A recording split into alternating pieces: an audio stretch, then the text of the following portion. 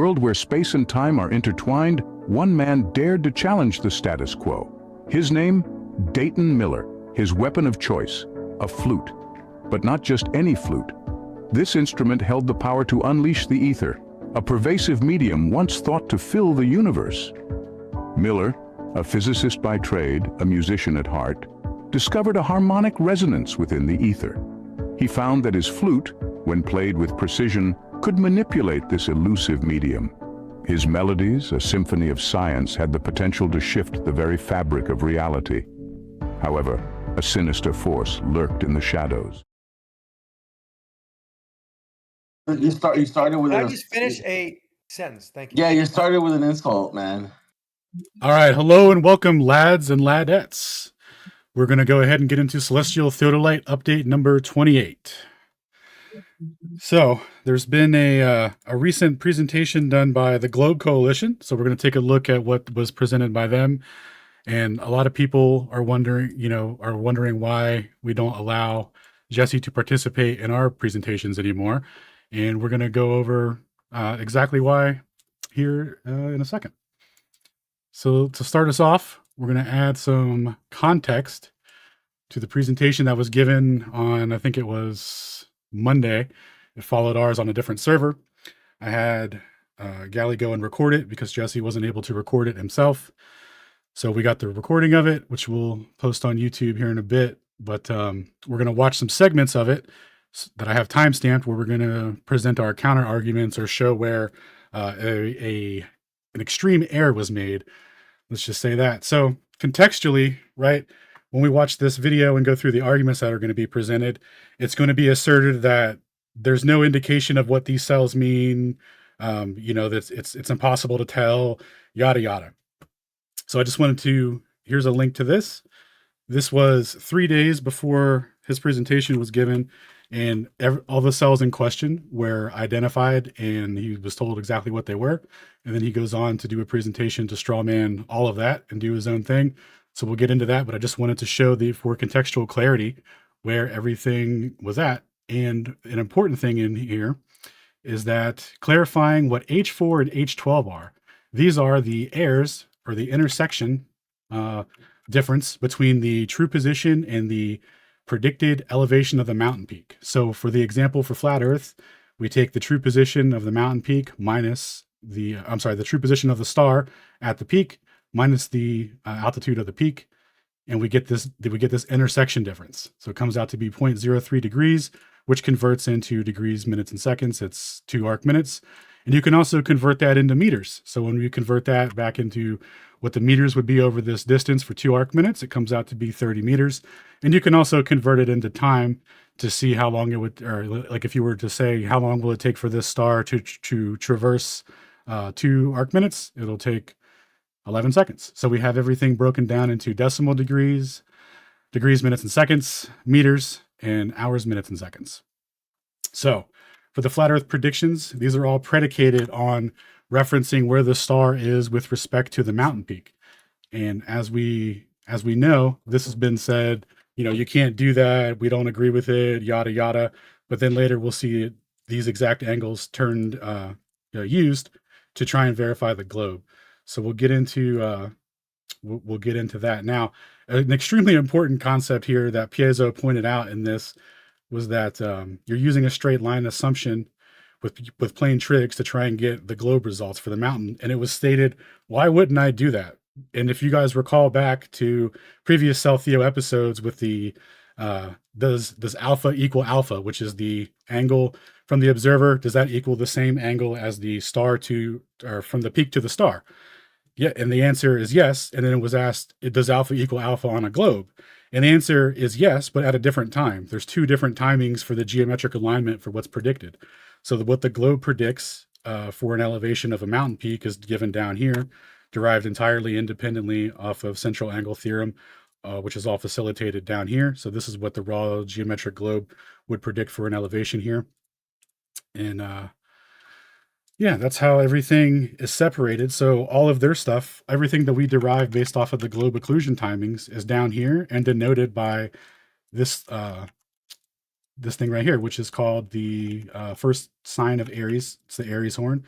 And even in the legend here, which is it's been here for since we made the spreadsheet pretty much, this is what's based off of the true occlusion timing. So to pretend that you don't know what any of this means and all this stuff is preposterous. But anyway, we'll get into the video segment here. So I got some timestamps and some notes. Let this play out. Give me 1 second. Okay, so we need to go to 46 seconds to start us off. So there is a beginning portion missing because Gally showed up a little late, I think. But this was the overall context of the Prezi. So this is probably the biggest point that was made, and it was that there is a variant radius hiding in this spreadsheet. So we're going to deal with that now, or we'll let Jesse play, or we'll play out Jesse's rendition of what he thinks is going on, and then we'll go over the actual what's actually going on here. All right, so here we go. Dropped due to Earth curve. I used the simple formula for calculating the. Do you have sound? Yeah, no audio, I think. No audio, no audio. All right, 1 second. It says stream share audio is. Oh, I have to update Discord. 1 second.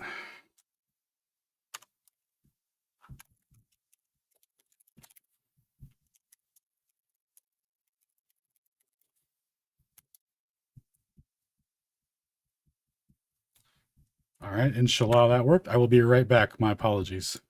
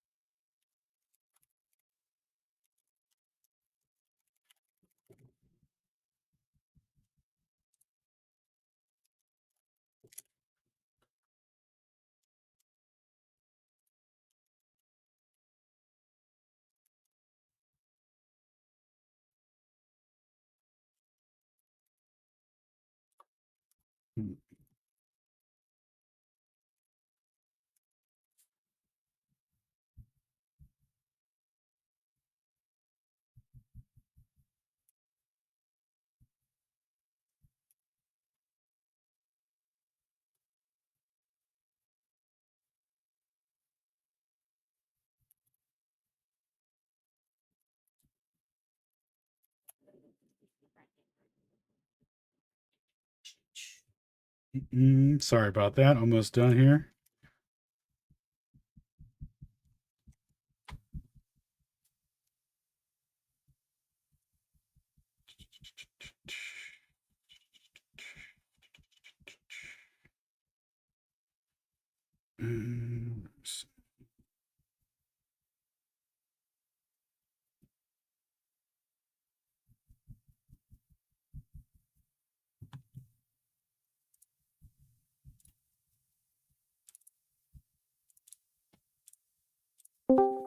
All right, sorry about that, lads.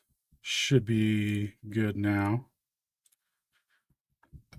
Let me know if there's audio in it. Radius, because there's a simple formula. Let's Yeah, see that here. worked. Awesome. Mm. All right, I'll back it up a bit. Earth curve, because that's what he's called it here, is the delta height. So this would be the amount of height that the mountain was dropped due to Earth curve. I used the simple formula for calculating the there's a simple formula. Let's see here. I don't know if you can see that. I can bring up something else that here, actually. Surely I've got right. Yes. So the radius. All right, formula given here, r equals d squared minus h squared over 2h. Okay, so back to here. So that's Being the very formula I have in quiet, here. though. See, basically here's the drop sorry, I'll turn it squared minus h21. I can't remember. Spreadsheets are silly, but anyway, it's the same thing. It just converts it to kilometers instead of meters because we're all working in meters here. So taking this as the drop, the globe drop at 40 kilometers, I am then calculating. All right, so this is not the globe drop. This is the wrong column for the globe drop, but we'll continue. An Earth radius of 3,000 kilometers. So I'm going to put in 3266 km there just as a note. So, okay, so this one, 3266 kilometers. Now I'm going to go to their best data point, which is Mount Rosa. Right? Now Mount Rosa is giving a different number here. It's also got. So keep in mind, referencing the globe air, or no, I'm sorry, referencing the difference in elevation derived from the globe's prediction for their occlusion angle. So taking the star's true position at observer location and deriving the elevation, we get this number here. This is not the globe drop. The globe drop's up here where it says geo-terrestrial drop 180.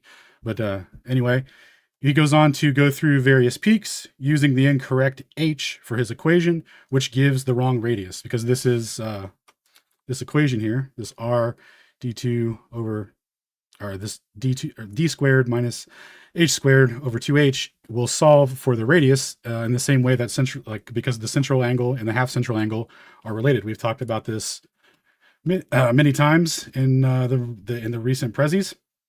So right here is the number that this h should be. If there's any other number than h, it's going to give a different radius. And over here, I have the equation added to my spreadsheet, so we can see what happens with the when we add different values here. So what I've been saying the last 4 or so presentations is that the difference in our air is the half central angle, and the air is on the globe side. So if you take what we derived based off of the occlusion angle and what the globe derived, the difference in that, if you add those together, that's 200. That's the globe. That's what the half central angle is. So if you were going to do anything in regards to trying to solve for h there to get a radius, you would add these two together, the differences in those, because that would give the actual half central angle there. So we have it added up here, and we can see how this plays out. So this is the perfect number here derived from the drop over distance. And this is how we get the drop over distance to begin with, is given in the decimal degrees here from this equation, 180 times the distance over 2 pi times the radius. And all this is doing is converting, basically if you do distance divided by radius, that gives you the central angle.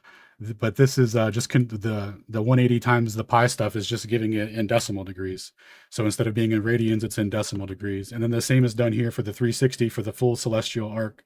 You just do 360 times 2 pi for that. But anyway, all of these will give the correct radius value. But the important part is that they have their decimal place specific. Oops, what did I do there? They're decimal place specific. So if I extend this out, you'll see it's not just 200 meters, it's 200 meters 0.55, you know, data, right?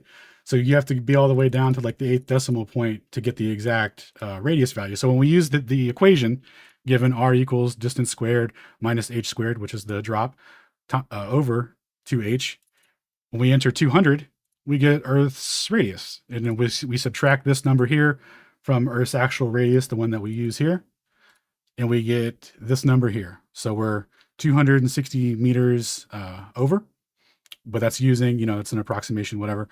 But this is what it comes out to be. Now, if you take our differences in elevation here, you get 199.18 instead of 200. But this is the central angle. You can chalk up the difference in decimal placage here to, you know, measurement error, whatever. But the important thing is here is only being off by 1 meter. There's a 43,000 difference in the radius here. But if we were to use the full decimal placage here, we would get the same consistency. So even if you're off by 1 meter, this is going to produce variant results, but even getting accurate results is contingent on using the actual drop for that distance, because the distance and half central angle are related. So if the full distance for the central angle between the peak and the observer is 27 arc minutes to give 50 kilometers, then the drop over distance of that 50 kilometers is going to be exactly half of the central angle. So half of this central angle, if you just divide this by 2, you get 13. You get this. So this is how it all works. If you use any other number that's not that, then you get the wrong thing. So this number here, H21, is not globe drop. H21 is how much the globe derived based off of the occlusion angle for the elevation of the potential elevation of what caused the occlusion. So using the true position here at the observer location, using this 206 angle, all the central angle theorem stuff down here that's referenced occlusion, it's annotated occlusion, and also has the horn of Aries there. So this is all based off of what's derived using the occlusion angle for them to support that.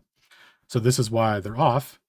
And then interestingly enough, when we're not using any central angle stuff up here, we're only using distance and tangent functions, and using our occlusion angle, where the star was with respect to the peak at the time of occlusion, we get a difference of 30 arc minutes. So these are two independent numbers of one another. And if you add them together, it comes up to be the central angle. So when I've been saying we can verify what we're doing with stellarium and central angle theorem, etc., this is all in support of what we've been doing. Using the incorrect radius and then concluding that there's a variant radius it's not our position at all. It doesn't make any sense. It's not what we've been putting forward. So that's key number one to this, because if this were true and this radius situation did work out, then we would be, just playing mess around essentially and not doing anything meaningful. But using the wrong input there is exactly why it gives the wrong value. So this goes on for a couple of minutes as he does other peaks and makes a little list here using the wrong thing. But that's why it's wrong, and that's why it doesn't give the right answer. And when you add our differences together, you get the full half central angle. All right, and then there was another claim here about, let's see here, comparing the wrong metrics. So yeah, a big thing of what we do here is we compare what the flat Earth predicts versus what the globe predicts. We don't mix the two and take what we derived based off of our intersection angle and mix it with the globe, which is done later in his video, where he'll start subtracting what we derived up here using arctan rise over run, using the position of the star with respect to the peak, which is doing the thing that we're told, we can't do. Why do you do that? That's stupid. Well, in order to produce the semblance of a globe measurement, you would have to do that.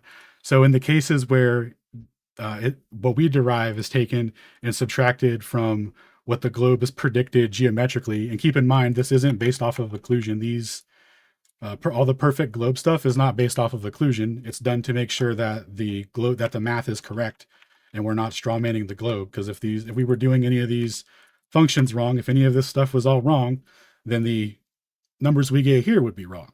So this is like a sanity check over here. But anyway, subtracting what we derived from what the globe predicts here is invalid. That's literally making a congruent triangle from the observer to the peak, and then from the peak to the star, which is impossible on a globe. And we're told, we're not supposed to do that. We're supposed to do it from the observer while you move into the mountain, all that rhetoric that was put forward against us. Well, now using that position and elevation derived from that angle is the only way to get quote unquote a globe measurement when it's proposed that way. So a mismatch of comparing metrics is used in the analysis, which is invalid. That's not what we're doing here. Everything that the globe derives based off of the observer-centric position for the true position of the stars is down here. And this is why we've been going so hard talking about the geometric alignment and the timing differences, why the globe predicts an earlier time versus what we predict, because the star is not actually geometrically aligning with a oops, that's the wrong one. It's not geometrically aligning with a mountain peak to get occluded. So this thing right here that we went over last week, where the stars, it's up in the horizon, time's going by, it's passing down. Now it's traversing this distance between you and the mountain peak here, that half central angle. And we know exactly how long it'll take to drop from that. It'll take 2 minutes and 30 seconds. And again, you can go into Stellarium and verify all of this. So let's see here. What was that? When that time transpires, this is the globe intersection window. But there was no occlusion here. It didn't happen until right here when it aligned with this orange. And that's when the star's true position is at 233 with respect to the peak, and the star's true position for the observer is at 206. This is why we compare these two metrics. This is what the CEL-Theo has always been, going back to the early renditions of when Mike started deriving what the elevations would be based off of the occlusion angle. And then I took it a step further and did the distance. this is how these metrics have always been defined.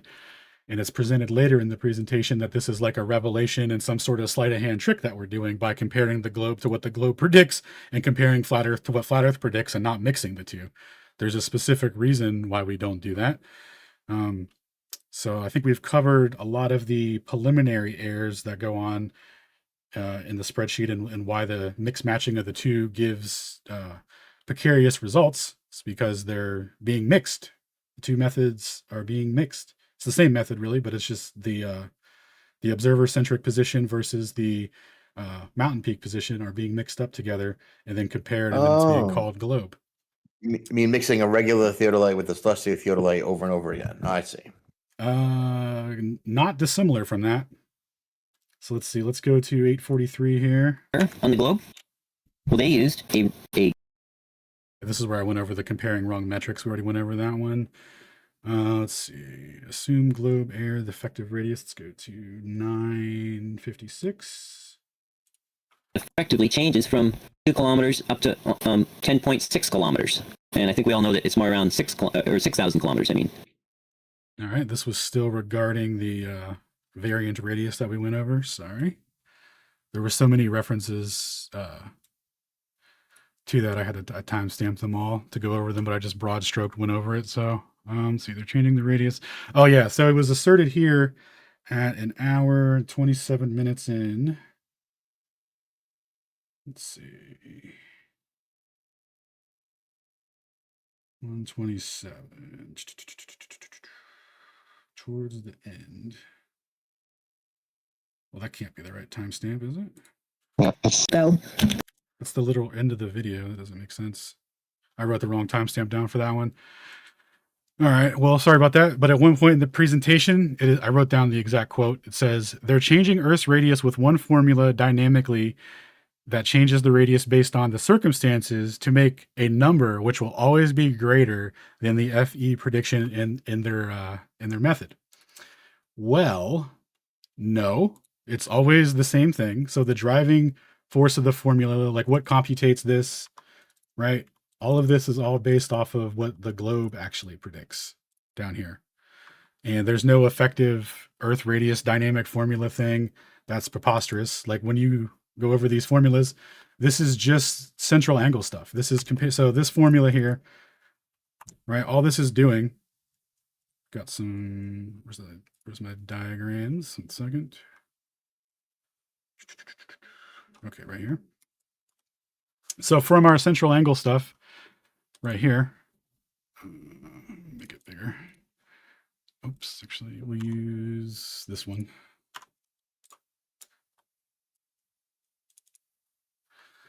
So you see in this, we have B, we have A. All we're doing is solving for this with these to derive an elevation. And then we're just solving for this H part. So we have the B, we have the R, or well, to get B, we have the R component. We're solving for the H using sine and cosine functions. And then that's what we get out of it. We get an elevation. And keep in mind, this is for actually deriving what the globe geometrically predicts. And then this is all these are doing over on the side is just converting these into different units. So this 219 here, or I'm sorry, this 229 is also 2 degrees 17 arc minutes, and it's also converted into meters. It's 2,225, which is subtracting globe drop from it, from what they geometrically predict. So this is as the drop over distance. So none of this is weird or doesn't make any sense or derived from some crazy yada yada yada. And another thing to note is I'm not a math genius. I'm not smart enough to trick you guys or do weird stuff. This is all a collaborative effort. So keep that in mind. And when requesting for new formulas, like perhaps we got something wrong, no one on the globe side has ever presented any formula of any, like, oh, you got this one wrong. This is how you derive a distance. This is how you solve for H. No one's ever done that. And they're welcome to use the values. They have no problem using the values, so they must be correct. But like contending the math as like it's some mysterious thing that's being put forward. This is the most straightforward and basic stuff that could be possibly done, because I wouldn't be able to do crazy hard, insane things like do some math trickery. I could only solve for what it actually, this spreadsheet is a calculator, guys. It's not a thing where I've introduced a dynamic formula that produces different results. The reason that the globe is off is because the occlusion didn't happen when the geometric intersection should have occurred. All we're doing is taking that geometric intersection difference there, and this is just converting this into meters as well. That's all any of this ever was. And actually, we used to use tangent functions for this, but a lot of the Czech lads were super against it. They were like, you can't use tangent on sphere, it's strawmanning the globe. So we changed it to all spherical trig. And then now we're being told that it's too complicated. It's a mysterious dynamic formula that makes the globe wrong. It's crazy. Mind you, the values never changed. The values remain the same either way. So it's just been constant strawman battles between you guys each other. The Czech Globers battling you guys for strawman callouts or whatever. So, one thing did change in the distance derivations here. It did tighten it up for the globe more. So they used to be off by 60,000, or it used to be 60,000 here. Now it's only 54,000. So it did give some, it did like clean up the distance a little bit, but other than that, literally nothing has changed. Like when you actually, I meant like the globe drop when you changed away from spherical trig to a smaller triangle to the arctan to the smaller triangle to actual spherical trig. That figure remained exactly the same the whole time, zero difference. So yeah, correct. Those have always been the same. This has always been the same, but it's now in spherical. But it's been contended like 4 times, mind you. So it's been contended 4 times. The value has never changed within 4 contentions. Anyway. What do you guys got? A whole Czechoslovakian globe army going on, or what's up? Yes. Yeah, our boy Dom runs the whole Czech Republic apparently on flat Earth, and he gets a lot of dissidents, and they spill over. So we had a chat with them, and their whole thing was actually the whole thing is invalid because you use a triangle to approximate the globe. It was like, okay, well, we got that from our American globe lads, but we can see you guys aren't down with that. So here's some spherical trig with the same values, and didn't have any answer. Didn't have any impact on it. I'll link that spreadsheet into the text chat just so we can. Absolutely. Here is the spreadsheet. Actually, let me get you a couple other links too. So here's the links to the conversation for the full context of what was delivered, because later on in the, if you watch the Prezi, I'll upload it on YouTube, but when you watch it, it's acted like, this is mysterious. Nobody knows what we're doing, etc. Even though we literally have been over this months ago. We did, Nicki Minaj joined us for a special guest episode where she helped go over the math. Celestial Theodolite update number 20, Nicki Minaj's complete guide to the Celestial Theodolite math. Literal notation guide. And then, let's see, I have the written notation guide here. So if you guys ever want to check that out to see what all these variables actually are, and this has been available the whole time. This has always been there. You guys had Nicki Minaj like for real, or like was it AI version or something? No, she was on EA for a little bit, but she had to go. You can ask Gio about it. No doubt. If you see her, tell her I said holla. Will do. So yeah, we'll go back and play this clip out real quick. See it. So yeah, let him know for sure. Because if he has an explanation, I would love to hear his explanation of what he's calculating for what he calls the globe error. So keep in mind, the conversation with Piezo that was done 3 days ago fully elucidated what we've been doing. We do weekly presentations on what the globe error is. Like presenting it to people who don't know any better and lying about it is the only way that the Celestial Theodolite gets quote unquote refuted. There's specific timing predictions for when the intersection alignment should occur, and those don't line up with what the globe predicted. And then they're closer to what Flat Earth predicts. For every single measurement across the board, the globe is always off. And even if you go by the refracted position, they're geometrically over, like the refracted position is geometrically over their what they predict for the elevation of the mountain at the time of occlusion. So they have to forego their remaining 1 to 4 arc minutes of refraction to make it match what we predicted. So let's see here. See if there's anything else, because it was pretty lackluster in terms of substance. I think that was pretty much it. So let's see here. Where did I timestamp the turn refraction on? Their method, yes. Throughout the Prezi, it's mentioned that our method doesn't match anything, but it's also said in there that, well, it matched Pike's Peak, but nothing else. You know, Pike's Peak's a good one for them, but we're not doing a different method per peak. It's always this. It's always been comparing this.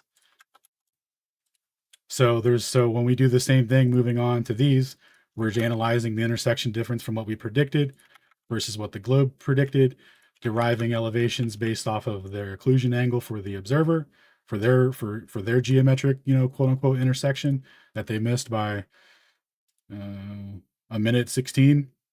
And then we have ours where we missed it by 27 seconds or 5 arc seconds versus 14 arc seconds.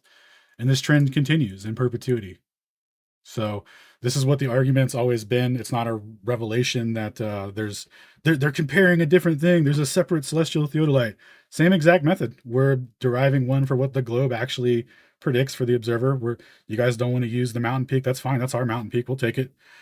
When we do the observer derivations, this is why it never comes out for the globe. The intersection window was completely missed.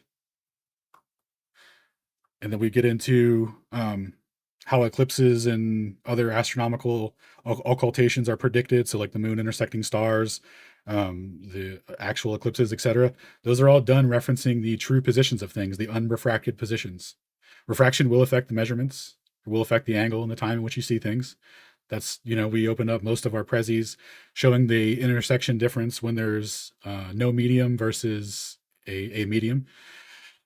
We fully acknowledge that, but when there's no mountain to differentiate, when the stars set and they're, at negative coordinates when the true position is negative coordinates with respect to the geometric horizon, it's said that they're now below the globe.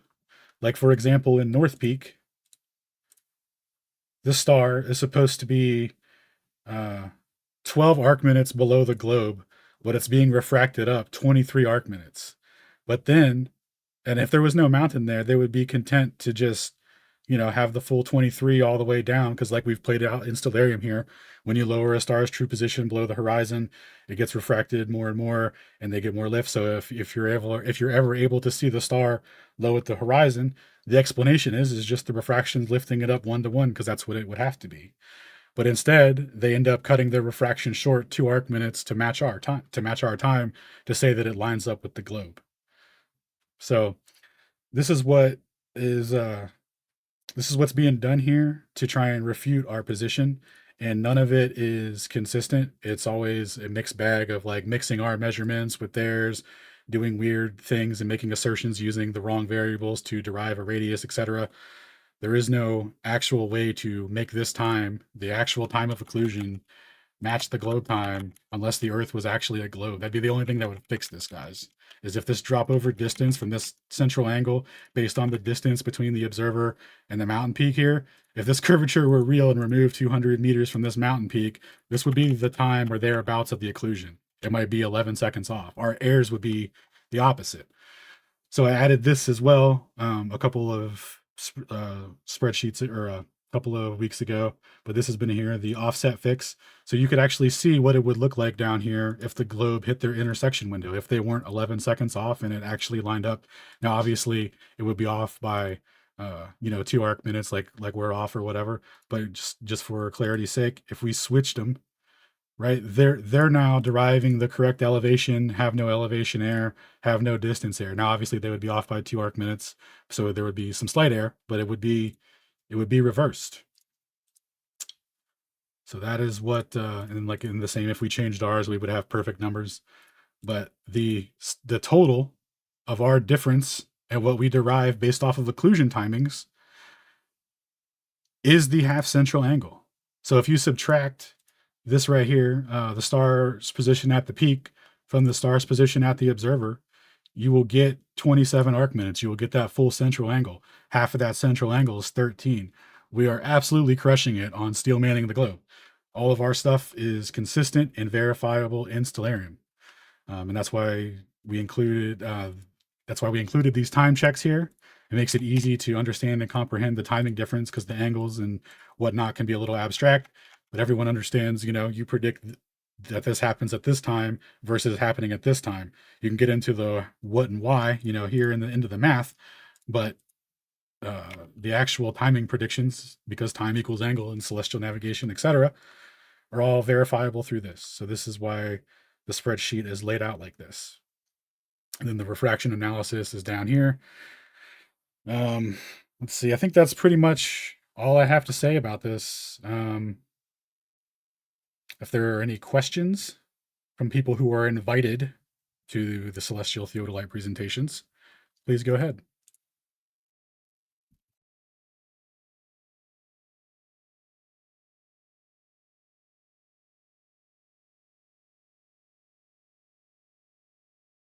Mic check. You're loud and clear, son.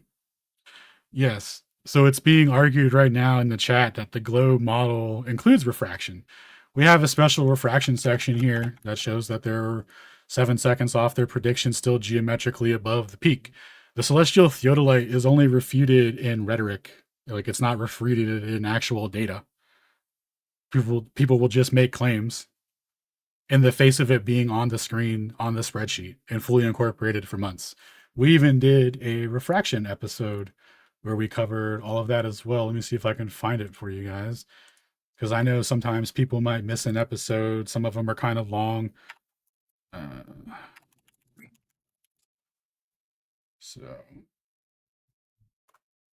Yep, here we go. Astronomical. Yeah, I did it 2 months ago, guys.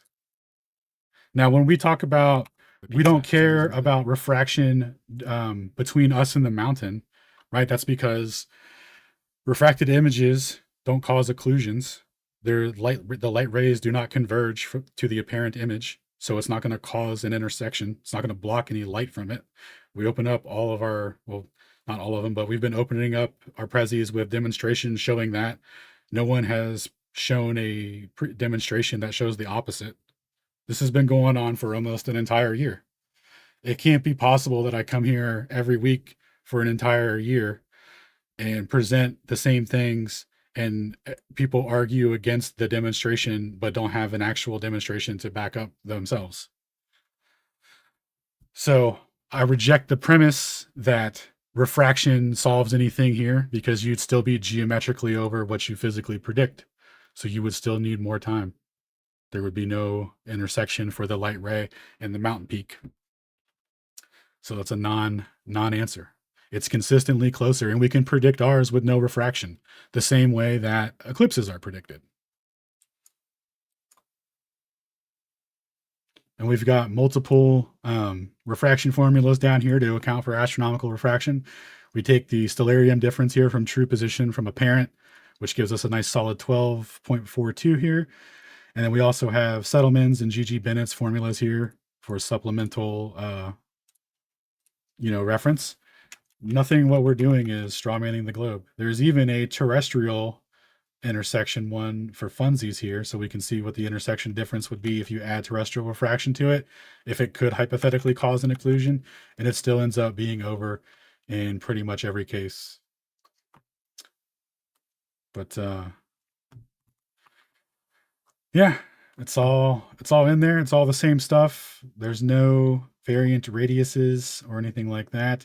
And if anyone would like to propose an equation, maybe we got some of this wrong, feel free to send your own equations, guys. I've added Embo's radius derivation here to the spreadsheet. We can use that as a nice sanity check for our differences. So like if you go to Blue Mountain, actually that comes out to be exact. I think there's one of these where it's 5 meters off. 78, 79. What was it? I think, was it Old Blend? Is it one of the Blensies? No, those are spot on. Was it Eddie's?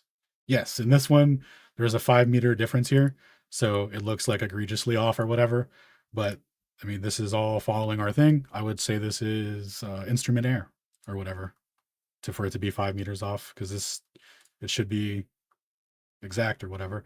But this is a case where the amount of astronomical refraction, so-called, is more than the full central angle between the observer and the mountain peak, which is essentially like saying that the star doesn't drop at all. I have a quick question. Yes, I yes, thought at the sir. beginning, I thought I heard at the beginning you said that you were going to play a video to show like where Jesse's argument was wrong, but I didn't see any of his argument played from the video.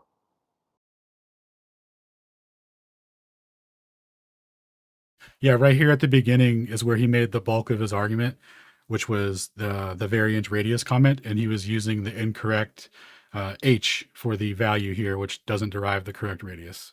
So I played out that part of the argument, and then he went on to show how it works with different peaks, but again using the wrong value. You're hot micing Rayleigh. But I thought that like you were going to show his argument and then like show where he was wrong, but you just showed him like point out himself. There wasn't any like argument there that you showed. What part of the argument did you not understand? Because I did go over it. So what was the part you didn't get? But I just thought you were going to like show from his words, his argument, where he went wrong, because like that would make it a lot more compelling of a case, I would think. I did that at the beginning. That's what we listened to when he was talking about taking this as the globe drop and then using that formula that he brought up, which is given. How long that was his argument. But how long was the clip you played?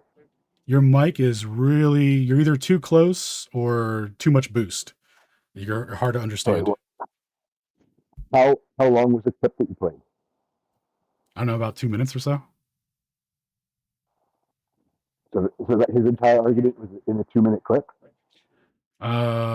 It's a little longer than that because he adds more peaks to it, but the core of it is using the wrong variable here to solve for the radius. It doesn't take that long to sum it up, but I will. I'll wait for a presentation, I guess, to figure out what his argument is. I will put it in the. I'll just upload the video to Discord as well. You could check it out, or in your spare time or whatever. Because I don't have it on YouTube yet, but I will put it up on Discord right now for you. Give me 1 second.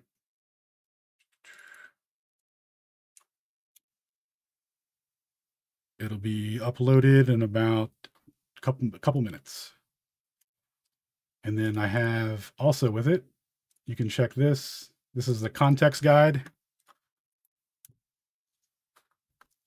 So you can see that. And the video is half uploaded.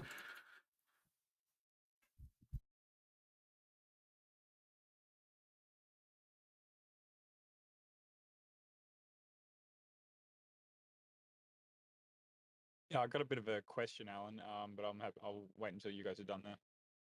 No, you're good. Go ahead. The video is uploaded, by the way. It's in chat now. So I'm wondering, like, because effectively we're going to probably end up at a stalemate here, aren't we? Between sort of your methodology and then just saying that it's wrong. I mean, you're going to point out and they're just going to say, "Nuh-uh." Yeah, that's what's been going on the entirety of this. Yeah. I'm just wondering if there's a means of breaking the stalemate, and I was just contemplating whether or not someone else hot mocking. So yeah, it is. I'll find him. I'm already. There's a lot of I got it. Go ahead. Somebody took care of it. So is there a way of I don't know what the terminology would be, but sort of stripping the details out of the data or anonymizing it? I know it's like getting rid of people. Yeah. No, I got you. So I got you. So what we're doing, this is why I do this every week, to try and help people understand the math side of it. I understand that might be a little too complex or abstract or whatever. So I've started comparing it in the timing metric to make it easier to understand. But I do this for the people that don't understand it and need and learn best by hearing it argued to completion and stuff like that. So this isn't about necessarily trying to get the globe lads to concede. It's about educating people to understand how the globe works and how these measurements don't, they directly contradict the globe, and how to articulate it, going from the easy level of just time to the central angle stuff. Okay, cool. I mean, guess you didn't really guess where I was going with that. I was kind of wondering, maybe I was going around a long way. Effectively, could you anonymize it and send it off to a third party, like a mathematician that doesn't like we don't need to tell them whether. Yeah, like, sorry. This is going to measure like a what is it called? Like globe versus flat. Basically, we can get rid of all the details of it, and basically, this guy just got to verify which is the best methodology to compare these two triangles. And sort of it might end up with sort of like a stamp of approval from a third party that has no bias or interest in trying to convince anyone. And I think that'd be just like a great sort of reference point if like for future, anyone who wants to say like. Yeah, I suppose you could try something like that. And I actually tried that with someone, a globe lad that I used to be friends with a couple of years ago, who does his own YouTube thing. I asked him to take a look at it and, go over the spreadsheet if I have anything wrong. And he couldn't get past the when we say that we don't account for refraction between us and the mountain, he was like, but what about the star? And I'm like, well, the star is not visible, so it's not refracted for us. And he's like, but you're saying that there's no refraction for the star to the mountain then? That's never what we're saying. And he couldn't get past that part of it. So it's really hard to. So you went to a third party to get verified, and they told you how you were wrong, and you ignored it. No. He didn't understand what we were doing because he didn't want to. He was conflating the refraction between the mountain peak and the observer to the star to the peak. Our concern is only that we don't care about the refraction between the observer and the mountain peak. And we've already went over how apparent images don't block light sources. So we give demonstrations of that. So for that guy to be hung up on that and then not participate in it, it's his loss, not mine.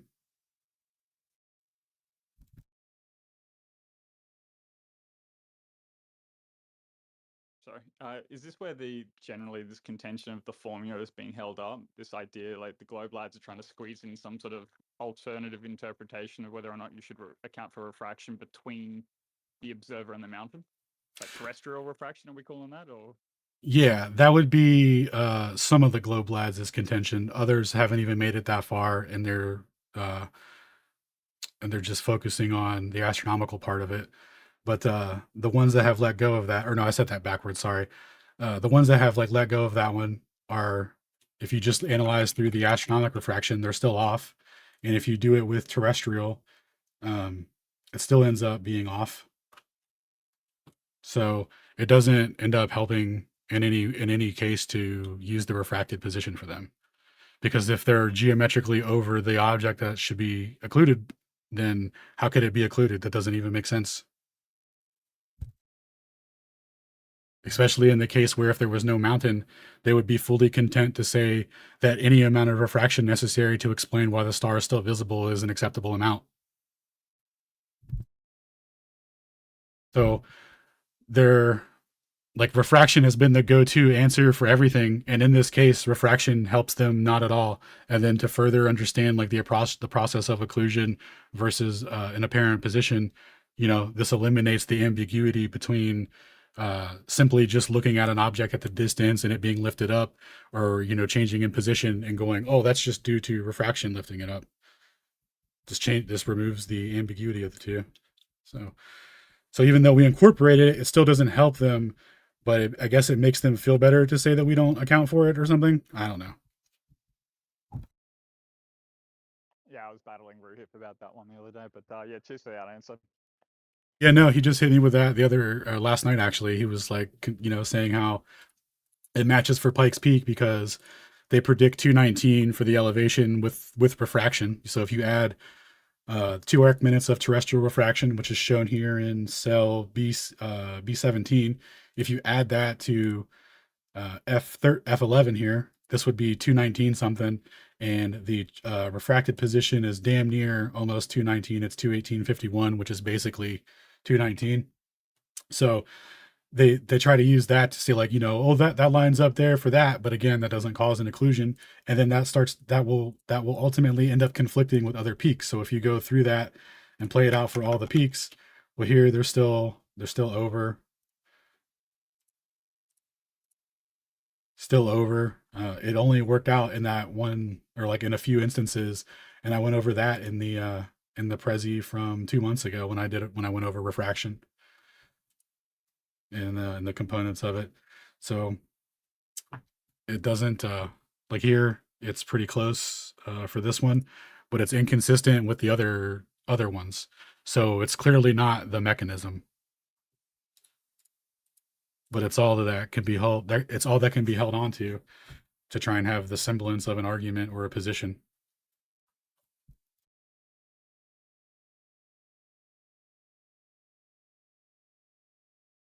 You're saying even if you do give them the refraction, it still only lines up in one spot, and then the whole rest of the places it lines up for what, flat Earth better?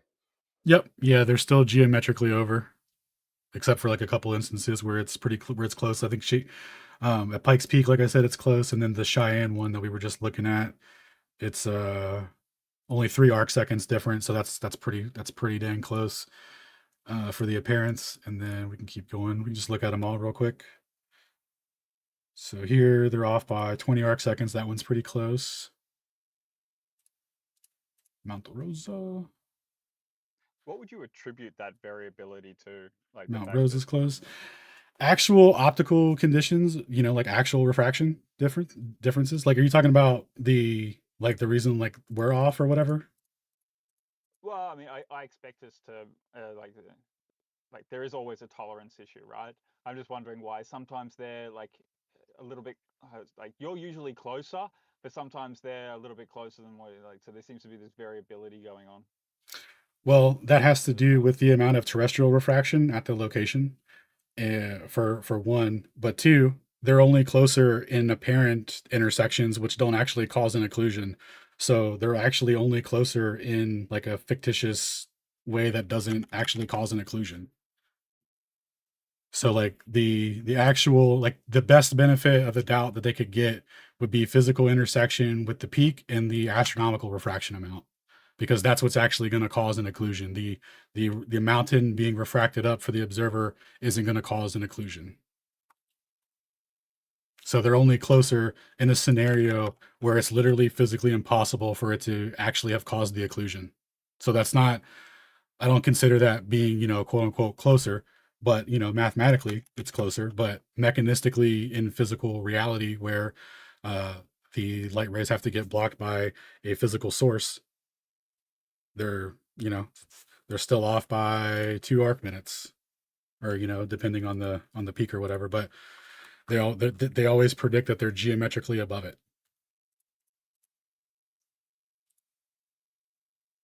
And as that like we were looking at North Peak here, totally fine with being 12 arc minutes below the horizon, and then being lifted up not only above the geometric horizon, but then into the air another 23, or another 12 arc seconds to get to 24 there. So if their method were true, then the occlusion would happen, like it would be a little later, because their amount of astronomical refraction would have to intersect. And if that doesn't intersect, then there's no occlusion. So they should still see the star. Because in all other scenarios, they would say refraction.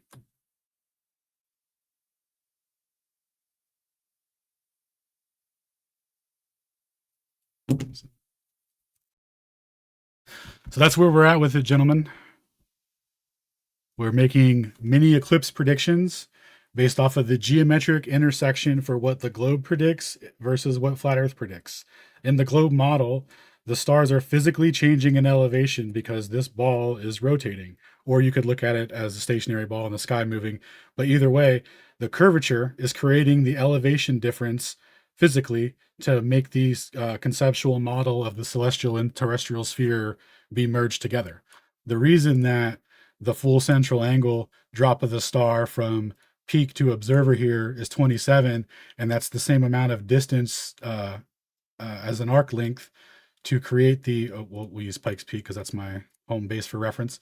So the reason that it would be 27 arc minutes for the distance of 50 there is predicated on the 13 arc minutes of drop, which comes out to be 200 feet over that distance.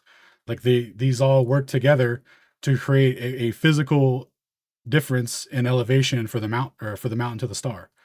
So that's why when for the observer the star is at 217, their occlusion should be right around here. It shouldn't traverse that whole distance and then get occluded a little later by the physical elevation of the peak, as if there's no drop over distance every single time. Because remember back when it was just a coincidence, it was just these couple of peaks, it's a coincidence, etc. It's the same intersection errors are in every measurement. It's not a coincidence. It's the fact that there's no curvature. The globe shares the error of the half central angle because that's how much they missed their window by. That's why these two numbers, that's why the intersection difference here, they're off by 160. Well, when they're off by 160 based off of that elevation over that distance, you can only derive something that's going to be 160 meters off in elevation. And the same is true for us. So whatever we're off by over that half central angle is going to be the other side of that error. So adding these two together gives us the half central angle. So that's how we know what we're doing is consistent and correct. And the error, the intersection error that's produced shows that that's why it shows up in their elevation derivation.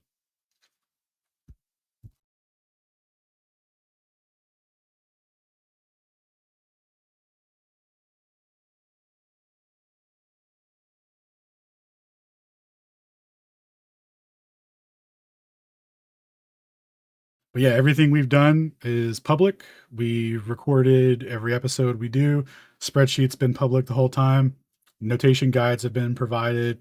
We've done prezzies breaking down the math. Everything is always done out in the open. No one's trying to pull a variant radius or do anything sneaky or misrepresent anything.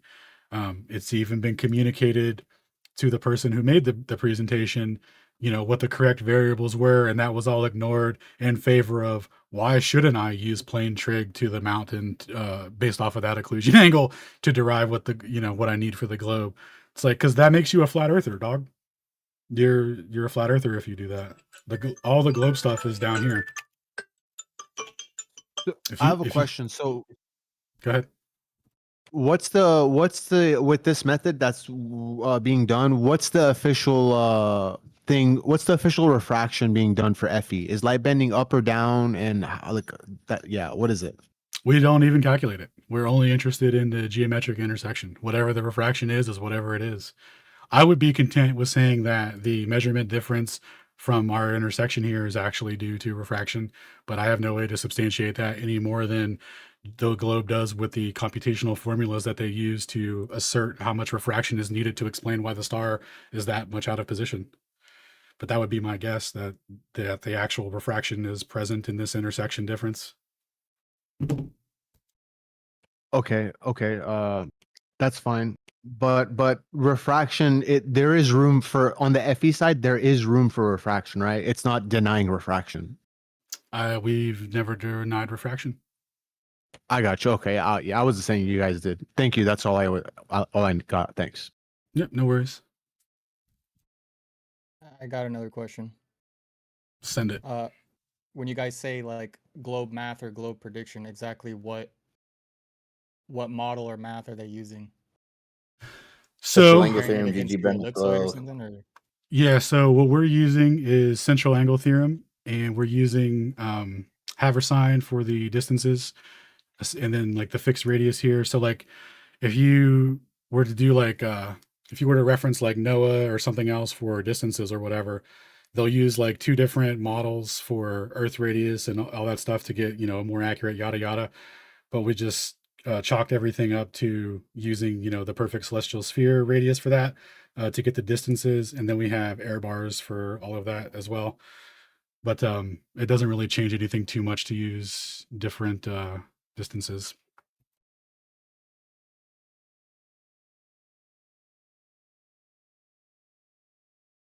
So real quick on central angle theorem and all of that, the way that everything is designed for the globe and distances is based off of a spherical coordinate system.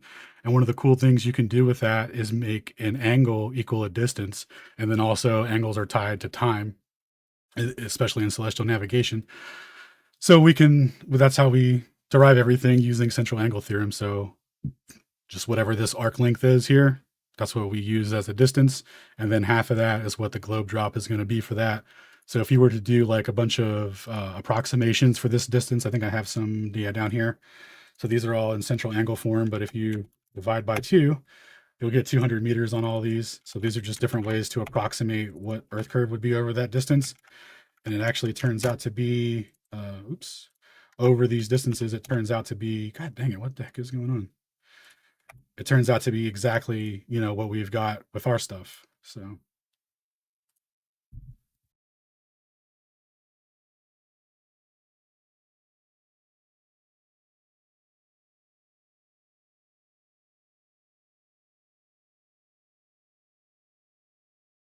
It's like basically to incorporate what the globe predicts, you know, you just throw a radius in there and then you'll get an equation that looks like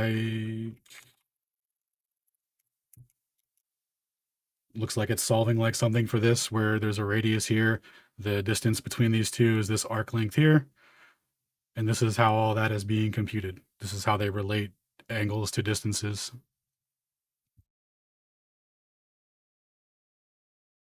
Just by doing some trig functions here to a radius, in reference to a radius.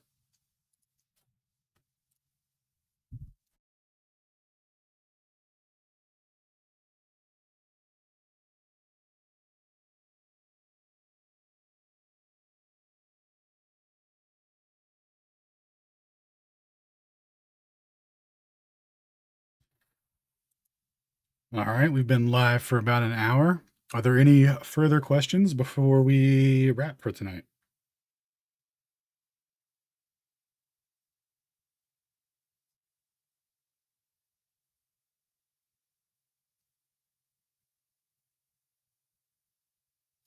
All right. If there are no further questions, we will wrap up for the night and your guys' second presentation can begin. Let me close out. So tomorrow night, Shane will be doing a presentation for Ether Roundtable 112 on the old, what's it called, Shane? I don't want to mispronounce it and get made fun of in front of everybody. Gravimetry. Gravimetry. What's wrong with gravimeter versus gravimetry? Gravimeter? Wrong with it? Well, have you heard of PhD Tony? No. Well, if you talk to him about it, you want to probably say it right. That'll be the whole argument. Gravimetry, gravimeter. Gravimeter. And what was I calling him? The gravimeter? Yeah, or anything. All right, word. Really, your history's greatest monster for getting that pronunciation wrong. Dude, I do it with everything, and not even always on purpose. But yeah, so Shane's going to be doing the presentation on gravimetry, whatever that is. I only know about gravimeter imagery. So he'll be doing that, and then Friday we'll be doing the Twitter community space. So we'll see what the lads are up to on Twitter. It's usually hosted by Brian Sweet and Ken and one other. So we'll see what's up with that on Friday. And then Sunday, Shane may be doing another rendition of the gravimetry or something else. So we'll see you guys later in the week. Thank you. Have a good night. You doing that gravimeter thing here? Or? Yeah, Shane, when are you going to do gravimeter prezzies here? Yeah, bro. Like, we want to hear about the gravimeter. Gravimetry is used as a weapon a lot. Yeah, that would be beneficial, maybe. Yeah, do it. do it. So this Saturday, Shane's actually also going to do a presentation around, what do you say, 10 p.m. Eastern? Silence is acquiescence. So yes. All right.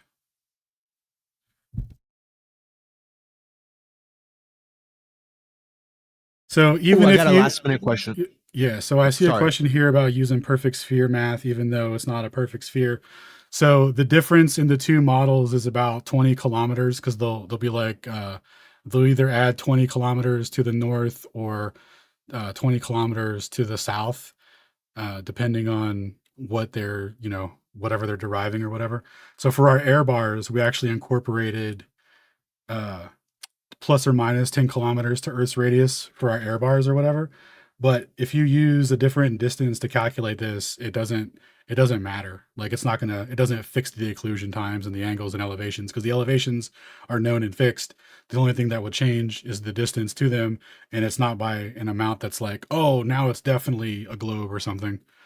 So we chose to use the celestial sphere radius to standardize it so that there's it's just easier that way, in my opinion. So, but you could, I think on Jesse's spreadsheet, I think he uses the NOAA ones, and I know Mike was fond of the NOAA distances as well. So you could reference their spreadsheets to see how much that affected it or whatever. But it's not the droids you're looking for, if you know what I'm saying. Oh, and then what was the other question? Somebody else had a question. Yes, sir. Thank you. My question was, for the FE method, is this method exclusive to any particular setup, like let's say the Gleason, or is it just any FE setup? Completely independent of any map projection. This is just arctan rise over run to the peak. So it's just like your distance and the known elevation. When you divide those two as a tangent function, you get an angle, and then we just use that angle. It doesn't have anything to do with the Gleasons per se, although it is using the same spherical coordinate system that all latitude and longitude are based upon. So in a way, it kind of is, but it's not. You know what I'm saying? Like, it's not exclusive to the map, because the map doesn't make the distances different. The distances are the same because it's all predicated on central angle stuff. So it doesn't, like, whatever projection you're using, that doesn't change the distance. You know what I mean? Yep. Thank you. That's all. No worries. All right, we're wrapped up for the night. I hope everyone enjoyed. See you guys on the next one.